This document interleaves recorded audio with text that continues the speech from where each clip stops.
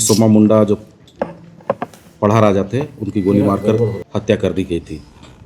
उसके संदर्भ में 7 लोगों को गिरफ्तार किया गया है, जिसमें बाहा मुंडा, देवा पाहन, अनीश मुंडा, रविया पाहन, रामेश्वर संगा, पंकज कुमार शर्मा उर्फ पंडित और देवव्रत नाथ सहदेव शामिल हैं। अरेस्ट किया गया है या कहीं कांके थाना ने सौंपा है? क्योंकि देवव्रत को कल तक कांके थाना ने रखा था पूछताछ के लिए, उसके बाद यहाँ इनके ऊपर पहले भी कांके थाना में आर्म्स एक्ट और अन्य धाराओं में केस दर्ज हुआ है, जो कि कांके थाना कांड संख्या 90/2025 दिनांक 27/3/25 है। भूमाफियाओं के द्वारा उसमें नापी और समतलीकरण का काम किया जा रहा था।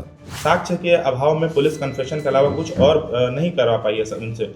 इस केस में भी ऐसा ही होगा या कुछ आगे बढ़ेगा? नहीं, हम लोग साक्ष्य के साथ इस केस को क्लोज करेंगे। दिनांक 7/1/26 को खूंटी थाना अंतर्गत ग्राम जमुआ दाग तालाब के पास में शाम के 6:30 पौने 7 बजे के लगभग में श्री सोमा मुंडा जो पढ़ा राजा थे, उनकी गोली मारकर हत्या कर दी गई थी। उसके संदर्भ में खूंटी थाना कांड संख्या 3/2026 दर्ज किया गया था। कांड की गंभीरता को देख के SIT का भी गठन किया गया था। SIT के द्वारा गहन अनुसंधान और टेक्निकल विश्लेषण और ह्यूमन इंट के द्वारा इन सभी बिंदुओं पर काम करके कुल 7 लोगों को गिरफ्तार किया गया है, जिसमें बाहा मुंडा, देवा पाहन, अनीश मुंडा, रविया पाहन, रामेश्वर संगा, पंकज कुमार शर्मा उर्फ पंडित और देवव्रत नाथ सहदेव शामिल हैं। घटना का कारण यही रहा कि जियारप्पा हुटा बाजार के पास लगभग 3.16 एकड़ की ज़मीन है, जो काफ़ी समय से जिसमें पढ़ा राजा और पढ़ा समिति के लोगों के द्वारा पढ़ा मेला का आयोजन किया जाता था। इस ज़मीन पर भूमाफियाओं की नज़र थी और 20 नवंबर से 27 नवंबर तक भूमाफियाओं के द्वारा उसमें नापी और समतलीकरण का काम किया जा रहा था। जब 3 जनवरी से पहले नींव भी कोड़ा गया था, ताकि उसमें बाउंड्री वॉल का काम वो लोग कर सके। इसी बीच पढ़ा समिति और ग्राम सभा के लोगों को पता चला कि कुछ लोग ज़मीन पे काम कर रहे हैं। समिति के द्वारा काम को रोका गया और ये निर्णय लिया गया कि इस ज़मीन पे हमेशा से पढ़ा मेला लगा है, तो ये ज़मीन किसी भी कीमत पर हम भूमाफियाओं के हाथ में जाने नहीं देंगे।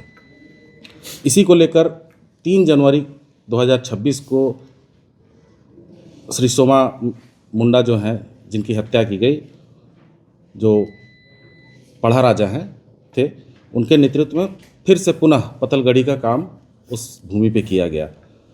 तो यही था कि जब इनको लगा कि ये अपने मंसूबों पे कामयाब नहीं होंगे, तो इनके द्वारा एक रणनीति बनाते हुए, एक साजिश रचते हुए श्री सोमा मुंडा की हत्या करा दी गई। कौन है सर मास्टरमाइंड इसमें? कौन है मेन?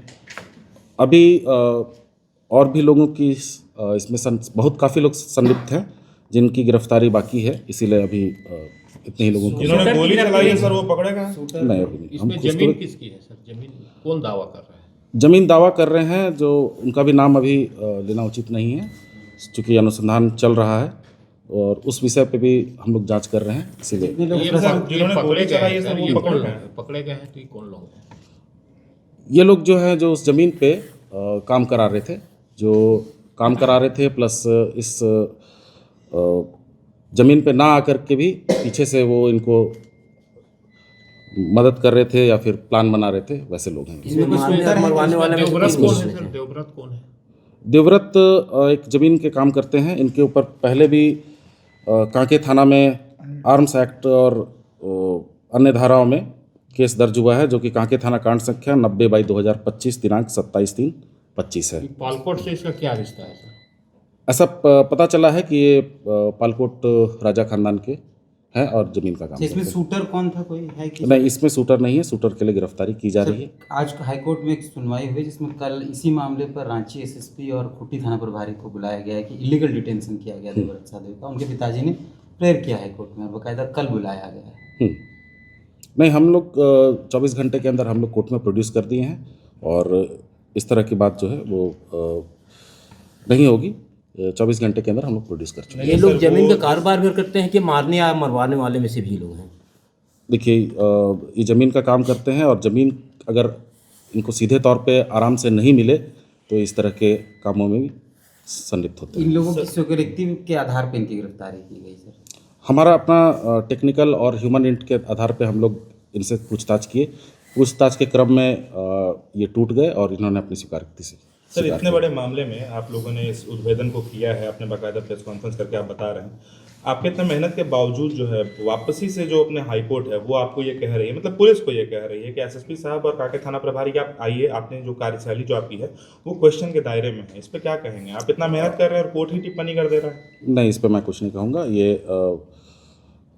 सर मुझे शूटर नहीं गिरफ्तार हुआ, अगर जैसे सुभाष मुंडा हत्याकांड में साजिशकर्ता गिरफ्तार हुए, शूटर नहीं गिरफ्तार हुए अभी तक, और कोर्ट ने साजिशकर्ताओं को बेल दे दिया यह कहकर कि सिर्फ कन्फेशन के आधार पर इनकी गिरफ्तारी हुई है। हम लोग उम्मीद कर रहे हैं कि 1 से 2 दिन में हम लोग शूटर को गिरफ्तार कर लेंगे। ये और सिर्फ कितने लोगों की कन्फेशन शामिल के होने की आधार संभावना है? एक मिनट भैया, और अगर कितने ये- लोगों की शामिल होने की संभावना है? और कम से कम 5-6 लोग और इसमें। मेरा एक सर, सवाल है एक मिनट। सर, मेरा एक सवाल है सर कि इसके पहले भी जो हत्याएं हुई हैं उसमें देखा गया है कि प्रेस कॉन्फ्रेंस हुए हैं, उनको पकड़ा गया है, प्रेस कॉन्फ्रेंस हुआ है, बताया गया है, लेकिन कोर्ट का जब पेपर पढ़ा गया है तो उसमें कहा गया है कि साक्ष्य के अभाव में पुलिस कन्फेशन के अलावा कुछ और नहीं करवा पाई है उनसे।